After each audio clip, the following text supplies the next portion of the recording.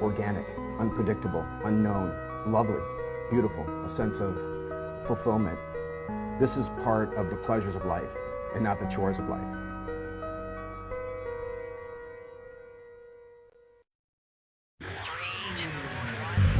Coming up on Daily Iowan TV, it's a hard pill to swallow. We have more on what the University of Iowa Pharmacy College says is holding them back. And in weather, I'll tell you if this sunny weather we saw today will continue throughout the week. And in sports, Floyd is coming home. We have postgame from Iowa's victory over Minnesota. That's all coming your way next. Daily Iowan TV starts now. I'm Tom Brokaw. For more than 100 years now, the University of Iowa community has been waking up to the Daily Iowan. Today, it's the largest newsroom in eastern Iowa. And now you can see the news every night on Daily Iowan TV and get it anytime worldwide at dailyiowan.com.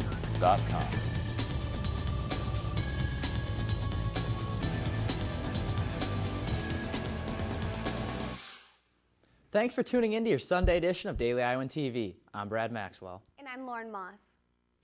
What happens in Vegas stays in Vegas. And a group of University of Iowa students may find themselves in Vegas next semester through a new class called Reimaging Downtown. The class is a creative idea of UI professor David Gold, and it will officially start in the spring. Students will travel to Las Vegas during the class to help create a sustainable project to benefit the area. All students that apply for the class must be of junior or senior standing. The UI boasts a top 10 pharmacy program, but the school's building is in need of repair. Dean Letterdre wants the university to replace the current pharmacy building with a new facility.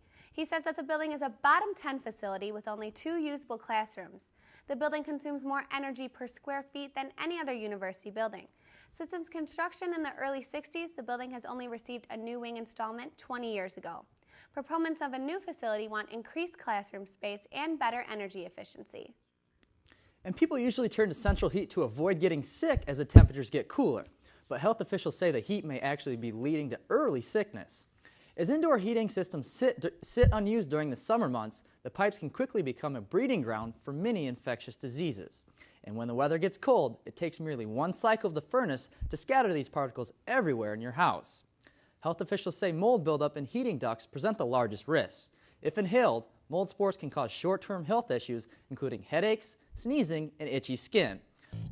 And still to come on Daily Iowan TV, a parade for the centuries. See the sights of the University of Iowa's 100th homecoming celebration. And in sports, we'll have the latest from a busy weekend in Hawkeye athletics. But first, let's check in with Stefan Duran for a look at this week's weather. And Stefan, can we expect some sun this week? Well, guys, today's weather was a great way to start off the fall season.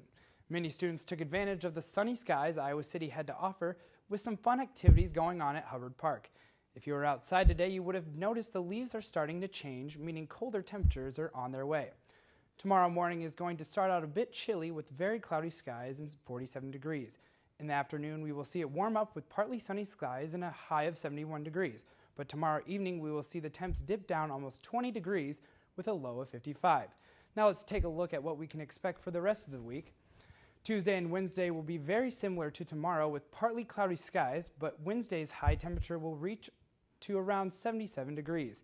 Later in the week, the high temperatures start to slowly decrease, and we will see slight chances of rain on both Thursday and Friday.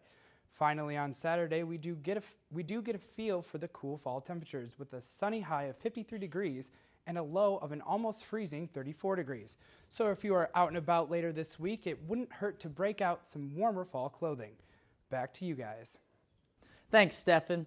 And we were lucky enough to see some beautiful weather on Friday. Candy, marching bands, and student organizations made up the scene at this year's Centennial Homecoming Parade. Hawkeye cheer was on every street corner. Students and families flooded the streets eagerly awaiting the different floats. There were over 120 floats at the Centennial Parade and plenty of kids with full candy bags to go with it. Homecoming Court and various community businesses all participated in the parade. And the day ended with the musical concert featuring Grand Funk Railroad and Matt and Kim. And it looks like to finish off homecoming week, members of Greek Life were able to show off their creative skills at this year's Iowa Shout event. Daily Iowan TV reporter Marissa Mahalik has more. Many students gathered together at the University of Iowa's Recreation Building for Iowa Shout. Iowa Shout is the biggest event of homecoming week. The night starts off with Iowa Spirit Squad pumping up the crowd. The rest of the evening consists of different sororities and fraternities competing different skits they put together to win Iowa Shout. This year, Iowa Shout's theme was Keeping the Tradition Centennial Edition in honor of the 100th year homecoming anniversary at the University of Iowa. Iowa Shout was a great way to rally students up and get everyone excited for homecoming week and preparation for the homecoming football game. The Homecoming Council put in a lot of time and behind-the-scene work to make the event a success. We have been working on the homecoming event since last January, so it's a very long process. I've been working really closely with the recreation facilities, to get the building all set up, and really closely with all the students at the university who are participating. In order to win Iowa Shout, students from different organizations put in a lot of time and preparation into making their performance a success. Having a lot of practices. In our last practice, we put it all together, and it seemed to really flow, and we're really excited to get up there and show everyone about it. This event is a great way to get everyone involved and united.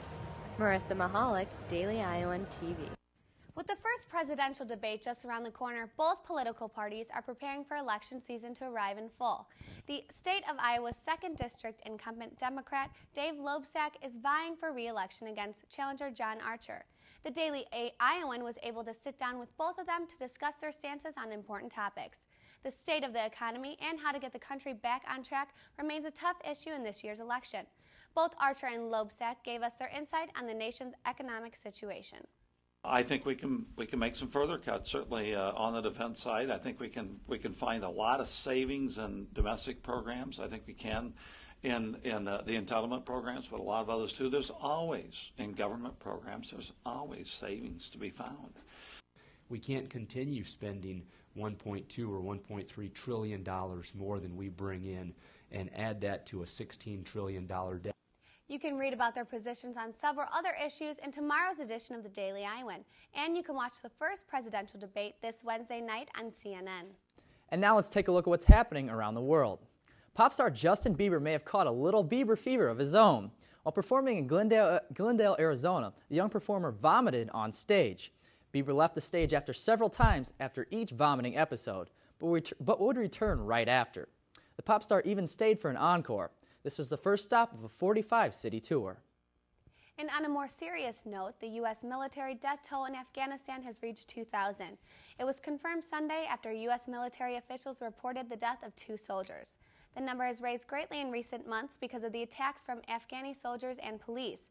NATO officials have reported 52 deaths again from Afghani forces this year. These insider attacks are considered the largest threat to American forces in Afghanistan. And al-Qaeda-linked rebels in Somalia were forced out by Kenyan forces over the weekend. The once feared al-Shabaab fled after they heard that Kenyan military was moving into the capital city of Kismayo. Al-Shabaab occupied most of the city, but have since moved out. Kenyan military officials have reported no resistance in the large city. Other allied African countries have moved in to help establish control of the troubled country. The University of Iowa football team exploded for 24 unanswered first-half points in a rout to an impressive 31-13 win over Minnesota on Saturday. We now throw it over to Chelsea Brown in the Daily Iowan TV sports studio for more on the story. Chelsea? Thanks, Brad, and welcome back to the Daily Iowan TV sports studio. The Pig is coming home. Behind impressive performances from the Hawkeye defense and sophomore phenom Mark Wiseman, the Hawks cruised to a win in their Big Ten opener. Daily Iowan TV Sports was there, and we now throw it to Lauren Moss to kick off the coverage. The Hawkeyes have lost to Minnesota despite being the favorite team the last 2 years in a row. This year, Iowa wanted to get the Big Ten play started out the right way. Here's Ian Martin with highlights. Thanks, Lauren. Herky versus Goldie in Kinnick Stadium, and this was some honest foreshadowing from the mascots. First play of the second quarter, Iowa already up 3-0, and Mark Wiseman runs it in, his only touchdown of the day, but it was part of a 177-yard effort by the transfer from Air Force. Now for a bit of trickery from Iowa. Wiseman takes the pitch and gives it right back to James Vandenberg. Jordan Cotton wide open for his first career touchdown. Comes a year after he caught his first career pass, also against Minnesota. Now third down, still in the second quarter. Iowa up 17-0. Vandenberg throws to Ray Hamilton, complete for the long pass. He would eventually set up a Vandenberg quarterback sneak to put Iowa up 24-0 at halftime. Gophers got on the board. Max Chartel with a touchdown pass, but that is all the meaningful points that the Gophers would get. It was a tough day otherwise for Chartel, who had a few picks and took some hits. James Morris with the sack in the third quarter, and then in the fourth quarter on third down, Hitchens gets to him. Anthony Hitchens with the sack, forcing a punt. The punting unit was out all day for Minnesota. Not this time, though. On fourth down, Minnesota trying to stay in the game, and instead Christian Kirksey picks off Chartel. Chartel actually the only tackler that even had a chance, and instead Kirksey high steps him, goes all the way in for the score. Iowa up 31-7. They would win 31-13. They retain Floyd of Rosedale and bring home the bacon. Saturday's win inside Kinnick Stadium was Iowa's largest over Minnesota since 2008, when Iowa defeated the Gophers 55-0 inside of the Metrodome. This Saturday's game had a lot of Hawkeye hallmarks, a good running game, a defensive touchdown. However, it was the trick play, a flea flicker, that Iowa fans haven't seen in years. I remember distinctly, I think 2001, hitting Dallas Clark on a similar type play. We're in two backs, and Dallas went right down the right middle of the field. He's in the right formation. We didn't score on it, but so I guess Cotton's got one up on Dallas. The flea flicker wasn't the only impressive play run by the Hawkeye offense. Mark Wiseman led in rushing yards for the third straight week, and senior signal caller James Vandenberg accounted for 2 touchdowns, one in the air and one on the ground. The stellar performance from the Hawkeye offense came after last weekend's devastating 1-point loss to Central Michigan, and once again it was Mark Wiseman leading the pack. We moved on.